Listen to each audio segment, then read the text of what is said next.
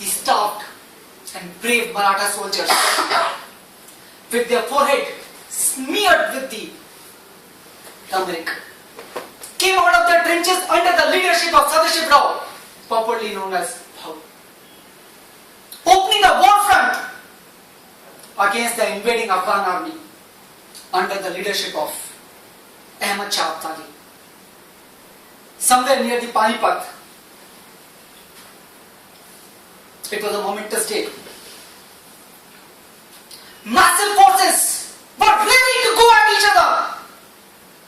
Marathas had a total strength of 80,000, comprising of 40,000 cavalry, 15,000 infantry, and about 200 pieces of artillery.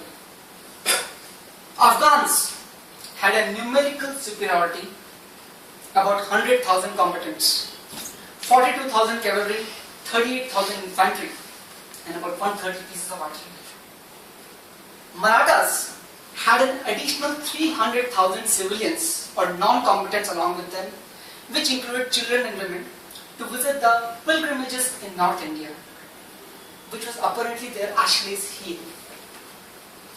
First phase of the attack was led from the Marathas' left front, where the French-trained artillery was pitted against the ferocious Afghan Rohilla wild warriors. It was a competition everybody was looking forward to. Afghans' cannons did not impress much. They were short-ranged. Maratha's artillery drew the first blood. Rohillas were massacred from the close range. About 12,000 of Rohillas were decimated in no time, which was a major advantage for Marathas in that decisive war. Second phase of the attack was led by the Bhau himself, Sadashiv Rao. As the forces under him went straight into the Afghan army, splitting into two equal halves. Afghan center was managed by the shrewd Shabuli, Afghan vizier. It was another major advantage.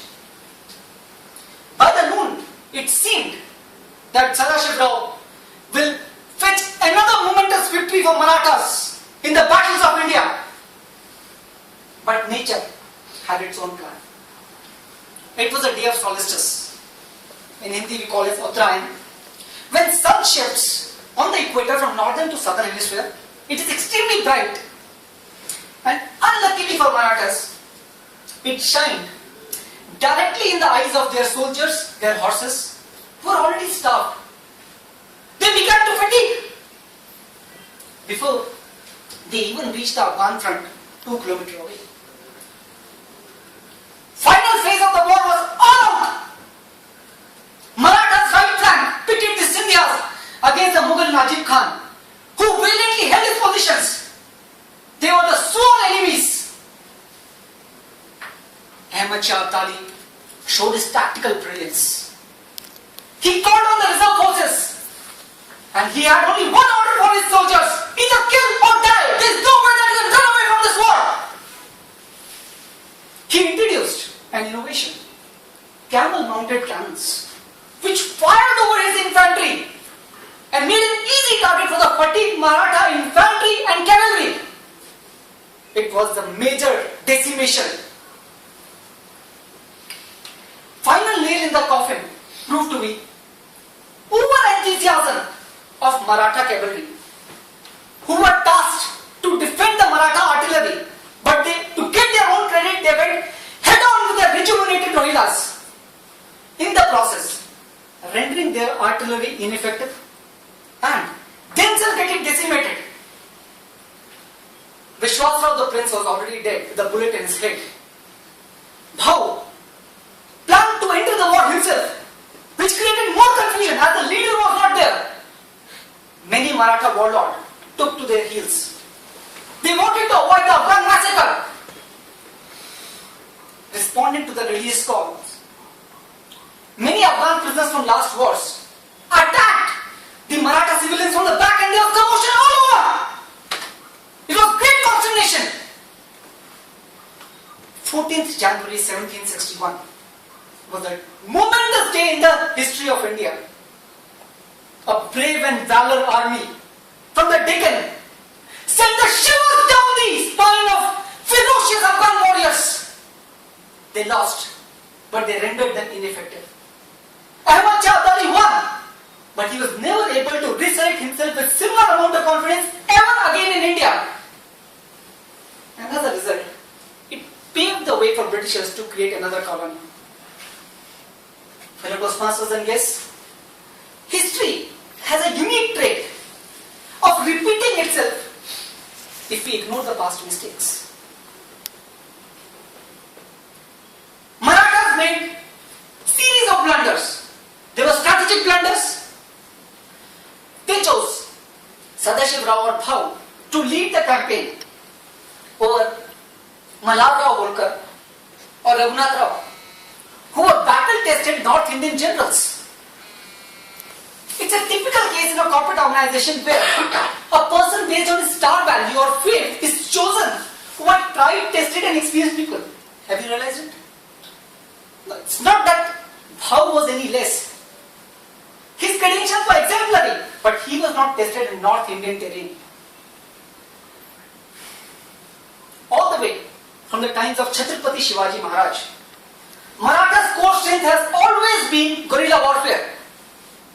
They dished it to go all out against the Afghans, even when they very well knew that Afghans don't have the infinite patience to handle the guerrilla warfare. And the North Indian summer will anyway spell doom for their soldiers.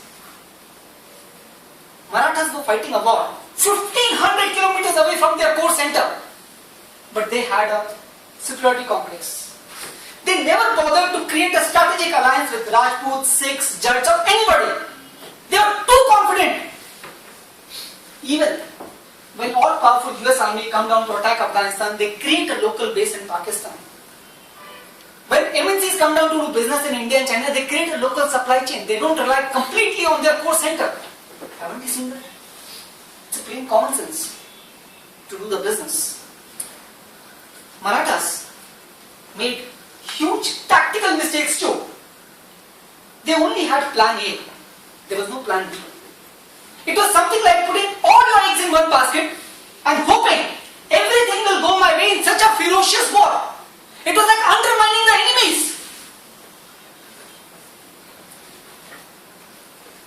Marathas were carrying about 4 times the size of the combatants, children, women, and the sole purpose was visiting the pilgrimages in North India.